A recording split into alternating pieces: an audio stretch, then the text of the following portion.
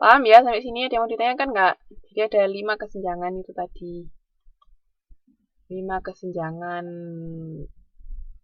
yang menyebabkan kualitas yang diberikan atau pelayanan yang diberikan tidak berhasil. Nah, kalau paham, sekarang kita masuk ke dimensi kualitas jasa atau di service quality tadi. Yang pertama itu ada keandalan. Keandalan itu reliability ya. Handal itu reliable. Jadi reliability ini kemampuan untuk memberikan jasa yang dijanjikan secara akurat dan terpercaya. Jadi ini bukan kayak kesenjangan yang keempat. Apa yang dijanjikan itu bisa dipenuhi. Itu keandalan. Jadi kalau handal berarti kita bisa memenuhi apa yang kita janjikan.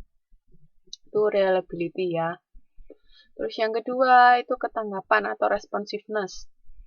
Di sini keinginan untuk membantu pelanggan dan memberikan kecepatan dalam pelayanan. Jadi misalnya ada pelanggan yang kalau di restoran minta diambilkan air putih atau minta tambah nasi. Nah, itu gimana caranya dengan cepat menanggapi keinginan konsumen, itu ketanggapan atau responsiveness.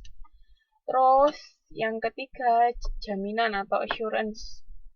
Pengetahuan dan keraman karyawan serta kemampuan melaksanakan tugas secara spontan yang dapat menjamin kinerja yang baik. Nah, jadi di sini tuh jaminan bahwa si karyawan itu skillnya oke, mempunyai kemampuan yang baik untuk memenuhi keinginan konsumen. Itu jaminan atau assurance. Terus yang keempat, empati atau empathy, itu kepedulian dan perhatian yang diberikan perusahaan kepada masing-masing pelanggannya. Jadi kan karena kita berhadapan langsung dengan konsumen, jadi kita harus mempunyai rasa kepedulian. Terus yang kelima itu berwujud atau tangible. Jadi adanya penambahan fasilitas fisik, peralatan, dan personel.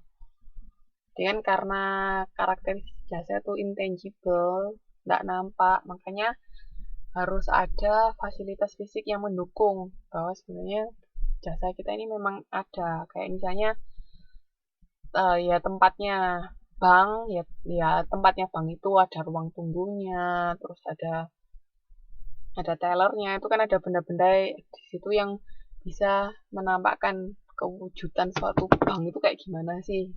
Nah, itu tangible. Paham sampai sini? Jadi apa aja tadi ya kualitas jasa?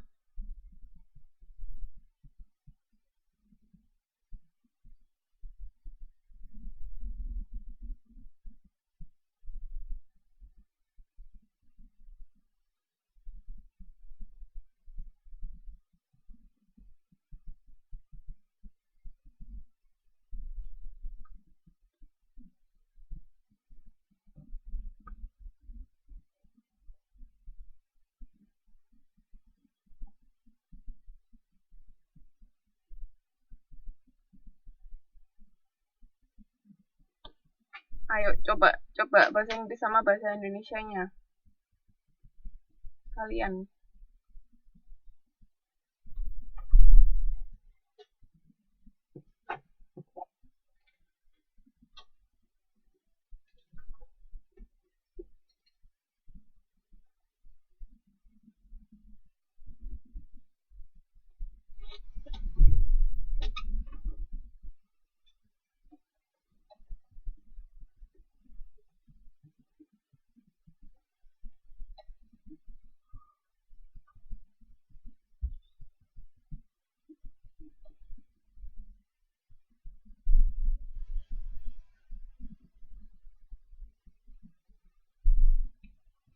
Oke.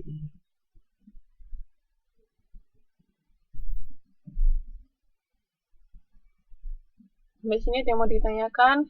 Jadi keandalan tadi reliability, ketanggapan itu tadi responsiveness, jaminan itu assurance, empati itu empathy, berwujud itu tangible. Jangan lupa ya, jadi service quality itu ada 5 itu tadi. Dimensi kualitas jasa. Oke. Ada yang mau ditanyakan nggak sampai sini?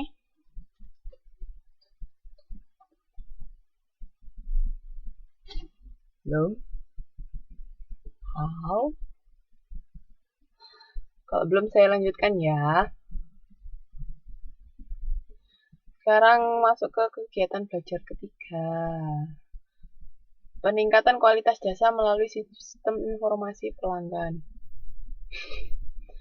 Ya, enggak apa-apa, Mbak. Jadi kan sistem informasi, berarti itu adanya informasi tentang pelanggan. Jadi ada sistem informasi bisa terkomputerisasi. Bisa juga yang manual, kayak misalnya kita melakukan penelitian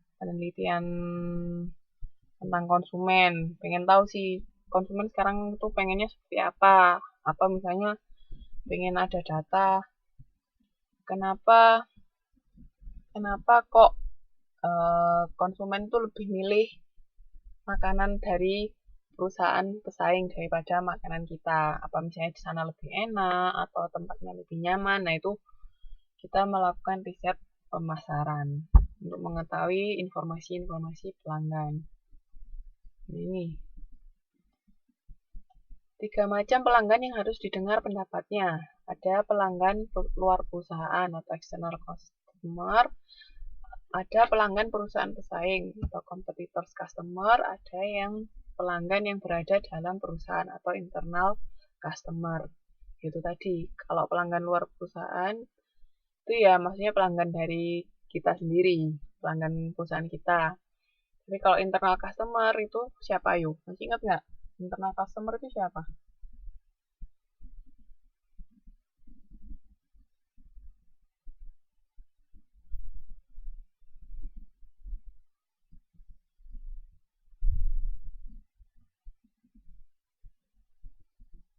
Pegawai.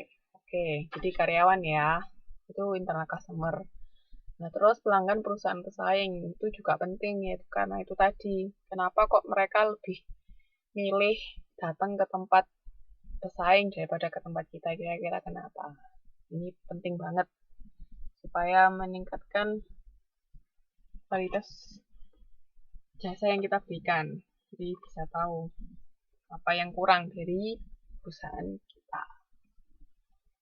Oke, jadi ada 3 customer yang harus didengarkan ya. Nah, terus ini kualitas pelayanan, petunjuk dalam mengembangkan kualitas pelayanan melalui sistem informasi, mengukur besarnya harapan pelanggan atas pelayanan, sama menentukan di mana titik berat informasi. Nih, ciri-ciri kualitas informasi yang baik, saling berhubungan, tepat, dan berguna. Jadi ya memang dibutuhkan saat ini. Jangan sampai misalnya kita cari informasi, misalnya sekarang kita perusahaan apa ya? Misalnya perusahaan smartphone atau perusahaan yang jual handphone. Kayak misalnya contohnya Nokia. Nokia itu kan sekarang sudah dibeli toh sama perusahaan lain. Karena apa? Karena dia kalah bersaing. Nggak cepet dalam mereka ketika si Apple sama Samsung mengeluarkan smartphone, dia kalah di situ. Karena apa tadi? Nggak tepat, waktunya terlambat mereka. Jadi karena mereka terlambat untuk berinovasi, mereka terlambat untuk memenuhi kebutuhan konsumen, jadinya bangkrut itu tadi, kalah bersaing, nggak bisa bersaing. Di informasi itu harus tepat dan berguna, tepat waktu juga, terus dapat dimengerti, dapat dipercaya. Jadi intinya jangan sampai info yang didapat itu terlambat, sama jangan sampai misinformasi. Misalnya pelanggan contohnya di sini orang sini kalau jual nasi kan jam 11 ke atas, ya kan? Sedangkan kalau di Indo dari pagi buta subuh itu sudah ada jual nasi. Nah, jangan sampai orang-orang misalnya perusahaan Taiwan pengen jual makanan di Indo